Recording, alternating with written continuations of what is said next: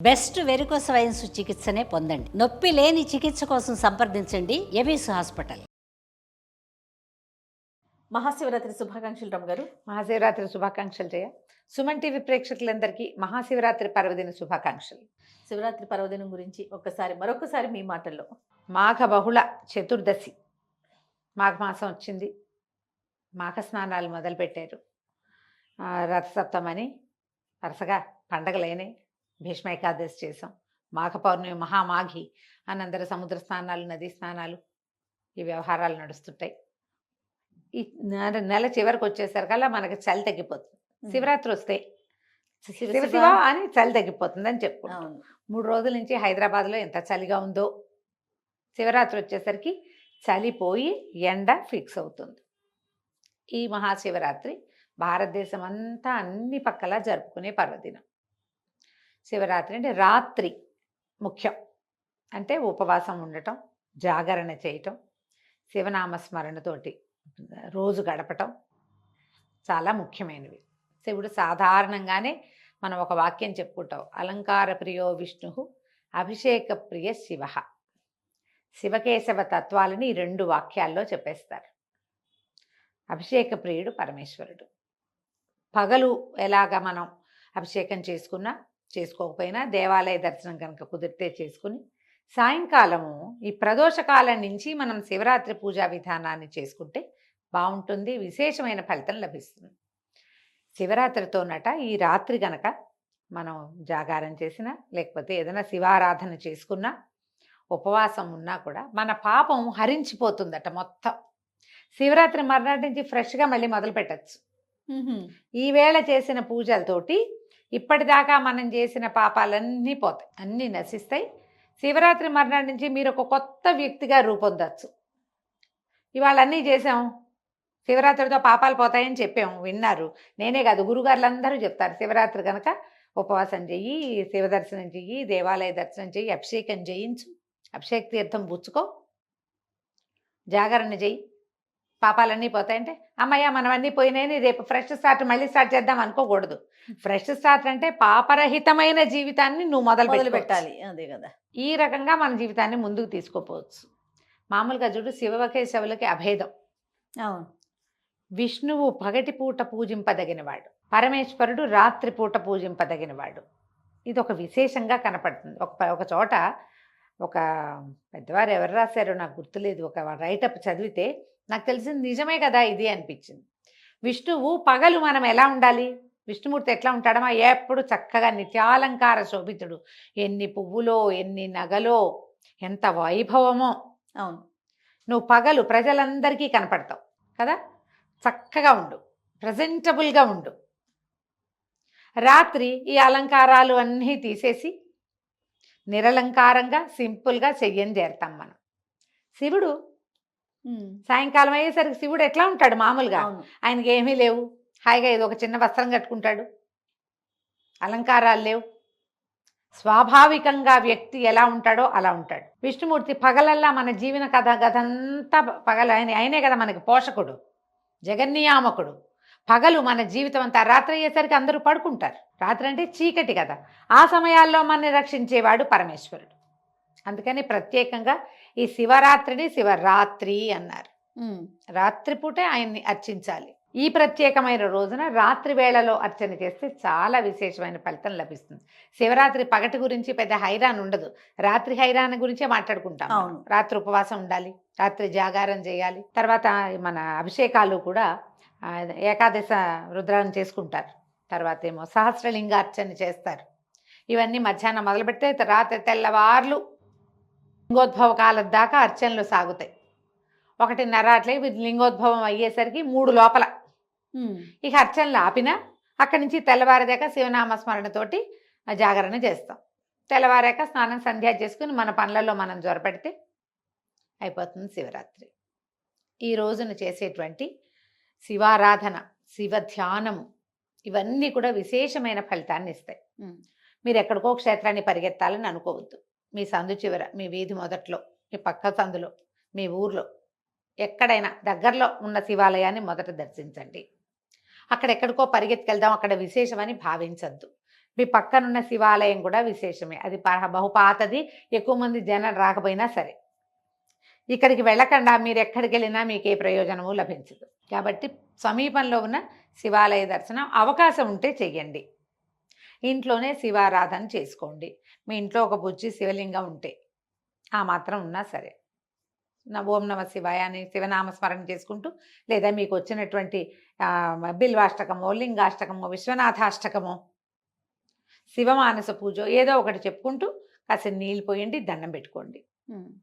శివుడికి అనేక రకాల ఫలాలు, తర్వాత ఏమో డ్రై ఫ్రూట్స్ అని, నట్స్ అని, అవి ఏవైనా నివేదన చెయ్యొచ్చు. శివరాత్రి నాడు మనం అన్నం తినం కాబట్టి అన్న నివేదనలు అంతగా చెయ్యరు. ఉపవాసం ఉంటే మంచిది.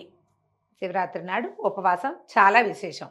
ఎవరు ఉండగలరు, ఎవరు ఉండలేరు అనేది ఆలోచించుకుని చెయ్యండి. మీకు డయాబెటీస్ ఉన్నా, బీపీ ఉన్నా, ఏదైనా అనారోగ్యం ఉన్నా, మీరు మందులు వేసుకునే వాళ్ళైనా, అసిడిటీ ఉన్నా ఉపవాసం జోలికి పోకండి. సింపుల్ ఉపవాసం ఏంటంటే నోరు కట్టడి చేసి మాట్లాడకుండా ఓన్లీ శివ అంటూ ఉండండి. ఆ ఉపవాసం చేయొచ్చు.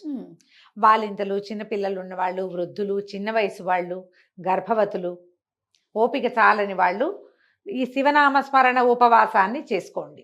అన్న ఉపవాసాన్ని మానేసి అది చేయొద్దు. ఇది మీకు కావాల్సిందేదో తీసుకోండి. ఉపవాసం ఉండదలుచుకున్న వాళ్ళు స్వల్పంగా ఏదైనా అల్పాహారం తీసుకోవచ్చు. చిలకడ దుంపలు లాంటివి తీసుకోవచ్చు ఉడకబెట్టి, పళ్ళు తీసుకోవచ్చు, పళ్ళ రసాలు తీసుకోవచ్చు. మజ్జిగ తాగచ్చా అని చాలామంది అడుగుతారు. సాధారణంగా మజ్జిగ మనం అన్నానికి అనుపానంగా వాడుకుంటాం కదా, ఏమన్నా అన్నాధరువు మనకి. అందుకని మజ్జిగ కొన్ని ప్రాంతాల్లో పనికిరాదని చెప్తారు. కానీ వేడి చేసే తత్వం కలిగి ఉండే వ్యక్తులు, తొందరగా వేడి చేసే వాతావరణాల్లో మజ్జిగ చాలా సహజంగా ఉపవాస దీక్షలో పనికొస్తుంది. దాన్ని పల్చన చేస్తాం కాబట్టి తీసుకోవచ్చు. ఎదుబెరటలో తీసుకోవచ్చు, ఉప్మా చేసుకోవచ్చు, పిండి పులిహార లాంటివి చేసుకోవచ్చు. రుచి కంటే ఏదైనా ఆ సమయానికి ఒక పదార్థం అన్న ఆలోచన పెట్టుకోండి. అన్ని రకాల పళ్ళ ముక్కలు అవి ఏమన్నా తీసుకోవచ్చు. ఎవరికైనా పెట్టి తినడానికి ప్రిఫర్ చేయండి. మనమే తినేయకుండా ఉపవాసం ఉన్న వాళ్ళు ఎవరో కూడా ఉపవాసం ఉన్నారు, వాళ్ళకు కూడా 2 పళ్ళు ఇవ్వండి, వాళ్ళకు కూడా ఒక గ్లాస్ కొబ్బరి నీళ్ళు ఇవ్వండి, వాళ్ళకి ఒక గ్లాస్ మజ్జిగ ఇవ్వండి. ఇలా ఏదైనా తీసుకోవచ్చు. శివనామస్మరణ చాలా ముఖ్యం. ఈ రోజున మీరు ఎంత చేస్తే అన్ని కోట్ల కొద్దీ ఫలితాన్ని, అన్ని కోట్ల రెట్లు అవుతుందన్నమాట. సంవత్సరం అంతా చేసిన శివారాధన ఒక్క శివరాత్రి ఆరాధనతో సమానము అని చెప్తారు. అంతే, నువ్వు ఏడాదంతా చేయకపోయినా పర్వాలేదు, ఈ ఒక్కరోజు చెయ్యని అర్థం తీసుకోవద్దు. మీరు ఏడాదంతా ఎంతో కొంత చేసుకుంటూనే ఉంటారు. ఇది చేస్తే ఇంకో ఏడాది మీకు ప్లస్ అవుతుంది. అవును, గ్రహస్థితుల్లో మార్పు వస్తుంది దీనివల్ల, శివారాధన వల్ల. మీ అలవాట్లు, మీ ఇళ్లల్లో పద్ధతులు, మీ సమీప దేవాలయ విధానాలు, మీ ప్రాంతపు ఆచారాలు ఏమున్నాయో వాటిని పాటించండి. శివారాధన అత్యంత ఫలప్రదమైంది. శివుడు ఐశ్వర్యకారకుడు, మోక్షకారకుడు 2 చెప్తారు. ఈయన్ని పట్టించుకోవటం, ఆయన్ని ఒప్పించటం సులువుగా ఆయన మనకు వశంవదురవుతాడని చెప్పబడుతుంది. పెద్దవాళ్ళంతా చెప్తారు ఆ మాట. పురాణాల్లో తొందరగా సులభంగా వచ్చేస్తాడు శివుడు అని చెప్తారు. మీ మనసు ఆయన వైపుకి తిరిగితే ఆ మనసు తెలిసి మన దగ్గరకు వచ్చేస్తాడు. ఒట్టి నోటితో అంటాం కాకుండా లోపల నుంచి ప్రార్థన చేయండి. ఏవైనా దానం చేసుకోవచ్చు శివరాత్రి నాడు.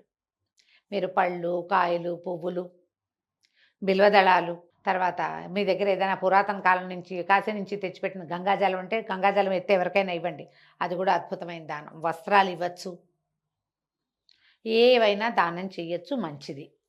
బ్రాహ్మణులకి ఎవరికైనా మీరు ఏదైనా ఇవ్వదలుచుకుంటే ఈ రోజున ఇవ్వచ్చు. ఏదైనా నోవు పట్టుకోదలుచుకున్న వాళ్ళు శివరాత్రి నాడు నోవులు పట్టుకుంటారు. ఓకే, రథసప్తమి కానీ శివరాత్రికి కానీ అంటారు. శివరాత్రి కూడా పట్టుకోవచ్చు. అయితే ఈ సంవత్సరం ఏంటంటే ఇప్పుడు ఇంకా మూఢం ఉంది, శివరాత్రి తర్వాత మూఢం వెళ్తుంది. అవును, కాబట్టి ఒకసారి మీ పురోహితుడిని లేదా మీ అత్తగారిని సంప్రదించి ఈ నోములు వ్యవహారంలోకి దిగండి. ఇప్పుడు ఇందులో కూడా శివరాత్రి మనం ఉపవాసము, జాగరణ అంటామా. జాగరణ అంటే పూర్వం ఏం చేసేవాళ్ళు, తెల్లవారులు మెలకుగా ఉండటానికి ఒక టికెట్ మీద 2 సినిమాలు అలా వేసేవాళ్ళు. అవి కూడా భక్తి సినిమాలు. భక్తి రస ప్రధానమైన సినిమా ఏదైనా చూడొచ్చు. శుభ్రంగా ఏ గురుగారు బోళ్ళని ప్రవచనాలు ఉన్నాయి, మా కథలు కూడా మీరు వినొచ్చు. నాయనార్ల గాథలు ఉన్నాయి, చక్కగా అవి వినొచ్చు. దేవాలయాల ప్రశస్తిని గురించి చెప్పిన వీడియోలు ఉన్నాయి, అవి వినొచ్చు. జాగరణ చాలా ముఖ్యమైనది, ప్రముఖమైనది. అందరూ తెల్లవారేదాకా ఉండలేకపోతారు. కనీసం లింగోద్భవ కాలం దాకా ఉండి, లింగోద్భవం తర్వాత తీర్థం ప్రసాదం పుచ్చుకొని పర్వాలేదు, కాస్త కొంచెం నడుము వాల్చిన ఏం కాకపోవచ్చు. కాకపోతే మరి మంచాల మీద పడుకోకుండా కాస్త ఏ సోఫాలోనో ఏ కిందో నడుము వాల్చండి, ఫలితం బాగుంటుంది. ఉమ్, ఏకసయాగతులు కావటం భార్యాభర్త అవి పనికిరావు. ఉమ్, అలా కాకుండా చూసుకోండి. ఇప్పుడు ఈ ఉపవాసాన్ని ఎప్పుడు విడవాలి అని ఒక ప్రశ్న ఎప్పుడు అవునండి. ఉంటుంది. మర్నాడు ఉదయం మీరు మామూలుగా ఆరాధన చేసుకుని దీపారాధన చేసేసుకుని ఇంట్లో ఆ, భోజనం చేసి టిఫిన్ చేయొచ్చు, ఇంకే తప్పు లేదు దానికి. ఓహో. ద్వాదశి లాంటి నియమం ఇక్కడ రాదు, ఉమ్, తెల్లవారటమే. అలాగని తెల్లారగానే బయటికి ఎక్కడికో వెళ్ళి టిఫిన్ తినేసే పని మాత్రం చేయబోకండి, అది బాగుండదు అట్లాంటి పద్ధతి. మీరు ఇంట్లోనే దేవుడికి దీపం పెట్టుకుని ఏదైనా పండో ఫలమో నివేదన చేసుకుని ఆ, ఇంట్లో చేసుకుని తినండి. అది మీరు రాత్రి పగలల్లా ముందు రోజంతా ఉపవాసం ఉండి మర్నాడు ఈ బయట ఏదైనా తింటే ఆరోగ్యం కూడా చెడిపోతుంది. నాన్ వెజ్ తినచ్చా, ఇదొక ప్రశ్న వస్తూ ఉంటుంది.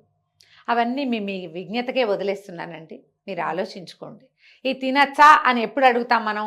తినకూడదేమో అని మనకి లోపల మనసులో ఉంటే అనిపించినప్పుడు. మీకు ఆ ప్రశ్న వస్తుంది కదా. అవునండి. మరి మీకు ఒక విజ్ఞత, మీకు లోపల ఒక ఉంటాడు కదా, ఒక ఆత్మారాముడు, ఆయన చెప్తాడు సమాధానం, చెయ్యొచ్చా చేయకూడదా అని. అవును. మిమ్మల్ని మీరు ప్రశ్నించుకుని చేస్తారో మాంతారో మీదే చాయిస్, ఇవి చెప్పేవి కాదు, అంతే. ఆలోచించుకుని చేయాల్సిందే. మర్నాడు మామూలుగా మీరు భోజనం చేసేసేయచ్చు, ఇంకే తప్పు లేదు. నమస్తే రమ్మగారు. నమస్తే జయ.